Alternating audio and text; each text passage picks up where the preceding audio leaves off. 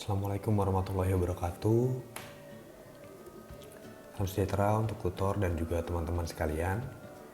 Perkenalkan, nama saya Ari Yuda Prasetyo dari UPBJJ Jakarta dengan NIM 044918581. Pada kesempatan kali ini, saya akan mengerjakan tugas praktik 2 pemrograman berbasis desktop, yaitu mengerjakan aplikasi pemesanan restoran sederhana menggunakan bahasa pemrograman Java. Jadi tugas praktik 2 ini adalah lanjutan dari tugas praktik 1 atau bisa dibilang pengembangan, karena di tugas praktik 1 kami juga diminta untuk membuat aplikasi pemesanan restoran sederhana. Nah, di tugas praktik 2 kali ini ditambahkan indikator-indikator tambahan untuk pengembangannya, yaitu mampu mengimplementasikan penggunaan tipe data, variabel, identifier, dan keyword pada kelas, objek, dan metode, dan seterusnya. Nah, ini adalah requirement-nya, yaitu menu input restoran seperti sebelumnya di tugas 1, kemudian pemesanan. Nah, pada tugas kedua kali ini, jadi ada 2 yang harus kita buat, yaitu menu pemesanan sebagai pelanggan dan juga nanti akan ada menu admin restoran. Kemudian ini adalah logic-logic yang sama seperti tugas praktik 1, ada diskon, ada penawaran, dan mencetak struk.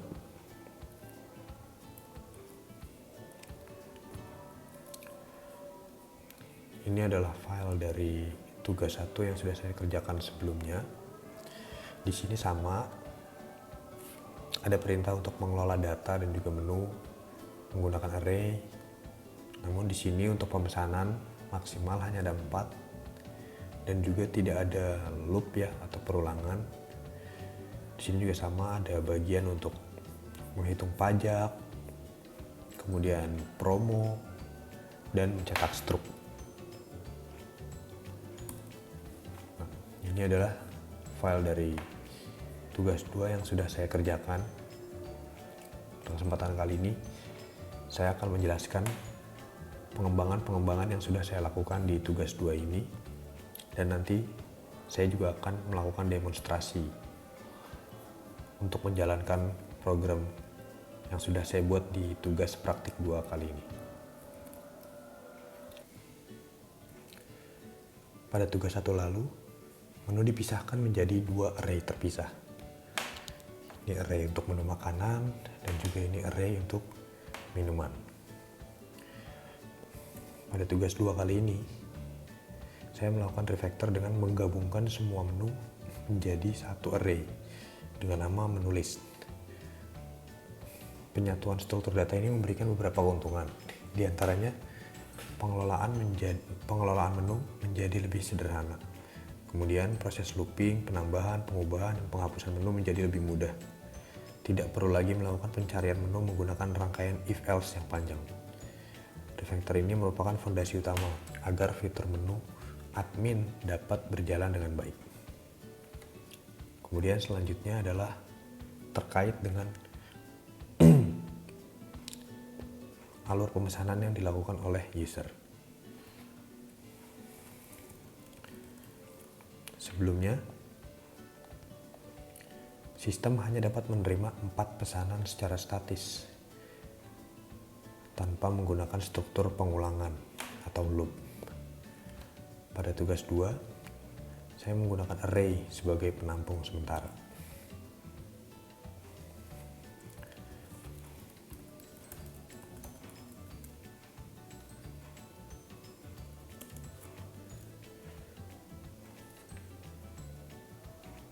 Saya menggunakan array sebagai penampung sementara. Kemudian saya menggunakan while true.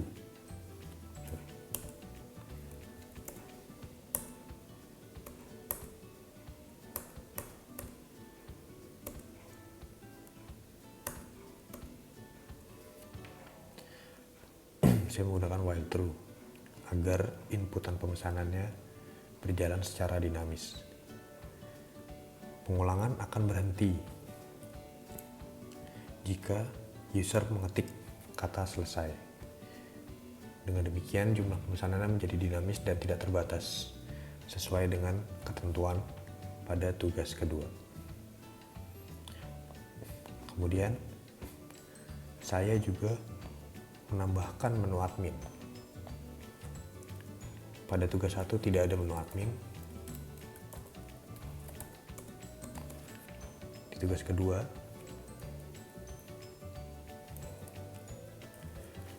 pada method main atau yang muncul saat pertama kali, di sini saya menambahkan menu untuk pengelolaan admin restoran. Ini adalah kode lengkapnya.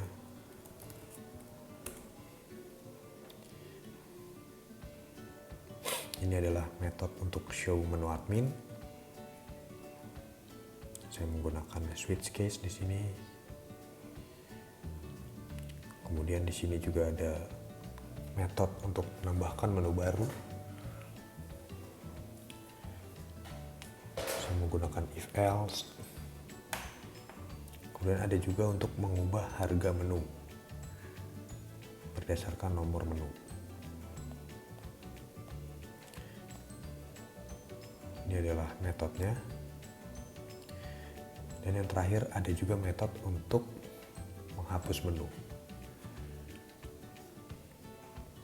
Setiap fitur admin menggunakan looping dan konfirmasi untuk memastikan perubahan data benar-benar diinginkan oleh pengguna. Hal ini membuat aplikasi menjadi lebih interaktif dan juga realistis. Sebagai sebuah pemesanan restoran sederhana.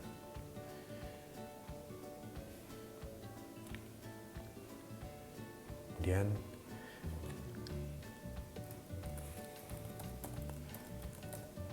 saya akan menjelaskan mengenai metode tambah menu ini. Fitur ini ibaratnya memungkinkan pemilik restoran untuk menambahkan menu baru. Di sini menggunakan struktur array, karena array Java tidak dapat dirubah ukurannya. Saya membuat array baru yang lebih besar. Kemudian menyalin elemen-elemen lama dan menambahkan elemen baru di akhir.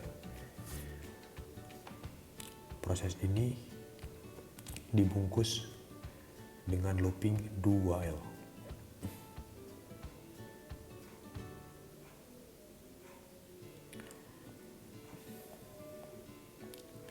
Selanjutnya, saya akan menjelaskan mengenai ubah harga menu. Fitur ini memungkinkan pemilik restoran memperbarui harga menunya. Inputnya saat ini saya hanya menggunakan nomor menunya saja. Jadi bukan menulis menu secara keseluruhan, tapi memilih nomor menu yang tampil. Menerapkan validasi serta konfirmasi sebelum perubahan dilakukan.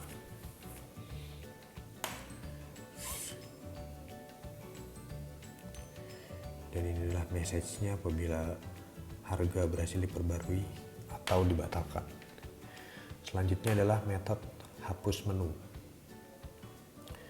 Seperti fitur tambah menu sebelumnya, proses penghapusan menu juga dilakukan dengan membuat array baru. Di sini ini adalah metode lengkapnya. Menyalin semua elemen sebelumnya kecuali item yang ingin dihapus.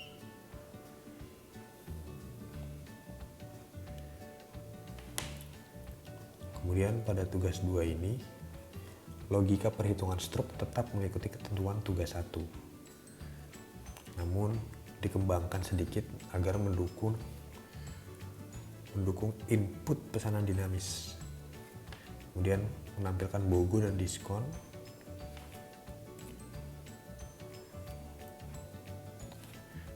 Ini adalah metode untuk cetak struk yang sebelumnya saya kerjakan di tugas 1. Ini hanya bisa input 4 total pemesanan.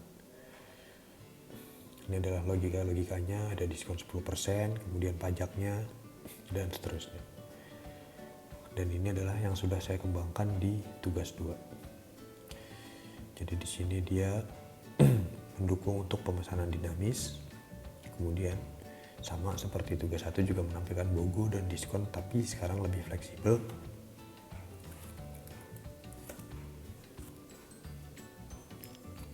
Dan juga untuk subtotalnya saya menggunakan looping.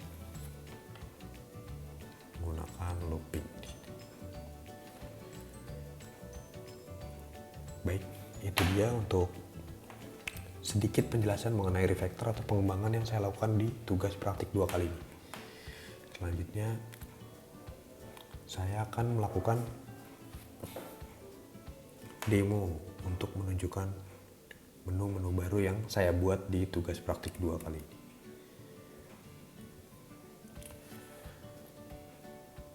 Sebelumnya saya compile dulu kode ini. Compile berhasil, kemudian saya jalankan.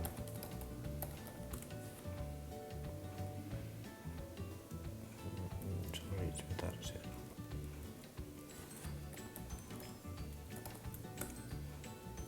Nah, di sini sekarang menu utamanya ada sebagai pelanggan dan juga sebagai menu admin restoran.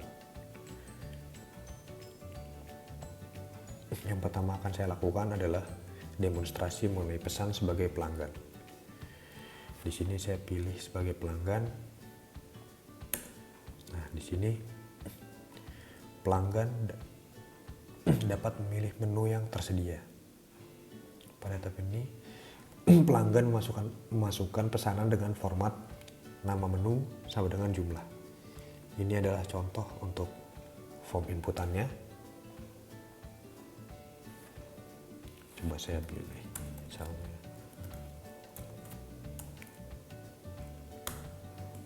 kemudian ayam bakar.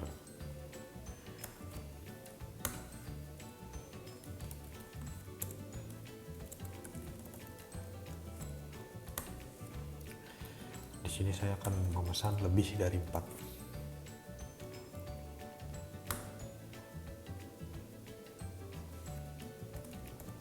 Di tugas 1 sebelumnya kita tidak bisa memesan lebih dari 4, tapi di tugas 2 kali ini jika sudah selesai pesan selesai, program mencetak struk pemesanan di sini. Di sini logik perhitungannya berjalan. Kemudian subtotalnya yang kita buat menggunakan pengulangan berjalan. Terus logik untuk promo BOGO-nya di sini aktif. Diskonnya, pajaknya semua berhasil. Selanjutnya saya akan demonstrasi mengenai menu admin.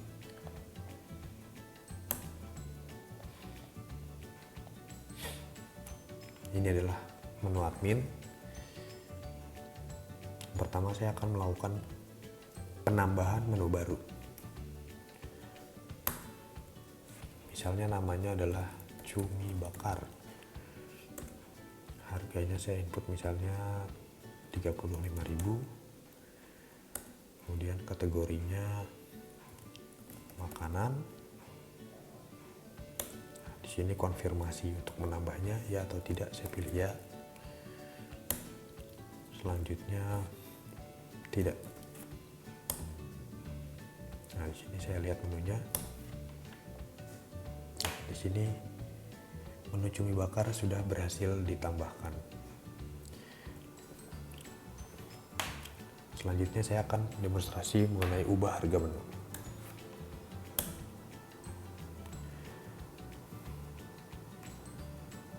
Di sini yang ingin saya ubah misalnya sate ayam. Di sini harga saat ini 28.000. Akan saya ubah menjadi misalnya 20.000, naik jadi 35.000. Konfirmasi ya. Sekarang kita cek lagi menunya apakah berubah.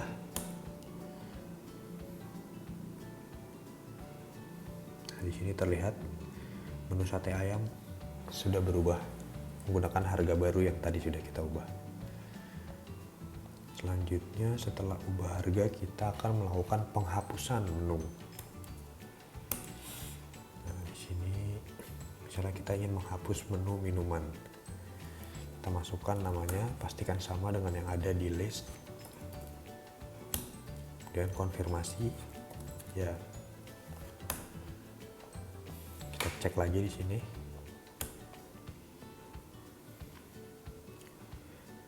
Di sini di menu minuman es teh sudah tidak muncul karena sudah kita hapus.